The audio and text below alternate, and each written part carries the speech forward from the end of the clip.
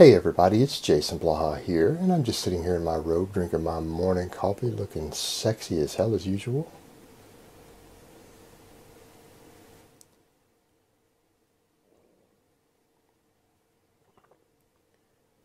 And for those of you who say I don't look sexy as hell when I do these videos in my robe, nobody cares what you think. I didn't ask you shit. Alright guys, I'm feeling a little under the weather today, so I'm going to take a deload, and something I want to talk to you guys about briefly is knowing what signs that you need to take a deload are. Now for me, I personally, because I'm not on what you would call a full written out structured program, there's a lot of auto regulation involved, and I've just basically been doing some periodization in how I do my training, where I was basically using progressive volume overload to build work capacity, and now I've gone back to like heavy 3x3 and just do RPE scale day to day to determine where I need to be. But I am also deadlifting heavy 3 days a week, so it can beat me up quite a bit. And I'm starting to get to that point of where I'm overreaching now. And a lot of people are going, but Jason, you're not natty, you only train 3 days a week. How can you be seeing any signs of overreaching or the fact that you need a deload? Well, the reality is, guys, I know guys who are bigger and stronger than me who are advanced lifters, who use a lot of gear, who only train 2 to 3 days a week.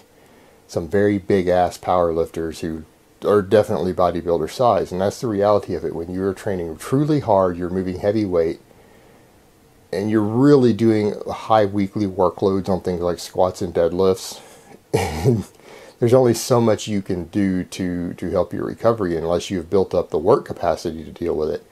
And accordingly, you need to deload when you see the signs of it.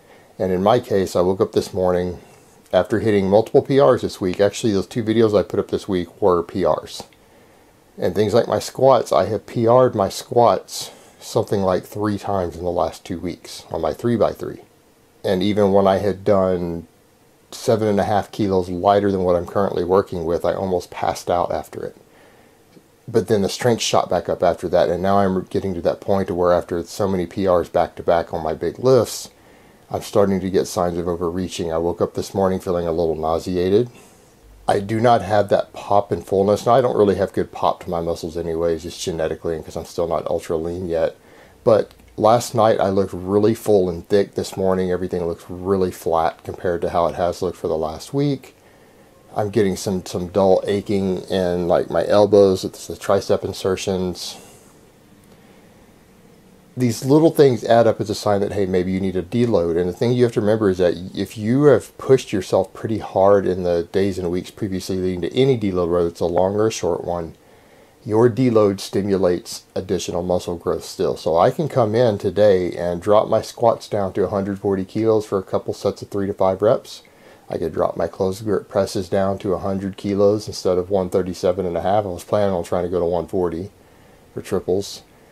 But I can drop these lifts 30% or so, maybe 40%, and do a little less volume, come in and do 2 sets instead of 3 sets. And because of the previous overreaching and high workload, all you're doing is re-stimulating muscle protein synthesis and training attenuation. And actually that lighter workout, even though it's way below your normal functional capacity, is enough to go ahead and stimulate growth while allowing for recovery. And people forget that with deloads, with overreaching, underreaching levels. If you overreach hard enough, your deloads will continue the adaptations and muscle growth that your previous sessions stimulated. And in fact, a lot of people who want to train really, really hard on a 3-day-a-week full body can oftentimes come in and have a lighter day every single week and make continual progress as a result of that. This is very common even amongst serious athletes who do full body 3 times a week. Say American football players, a lot of the programs that were structured years ago for them do that. And very successfully built NFL players who have actually one of the days every week where they do the same lifts with 20% less weight for the same sets and reps.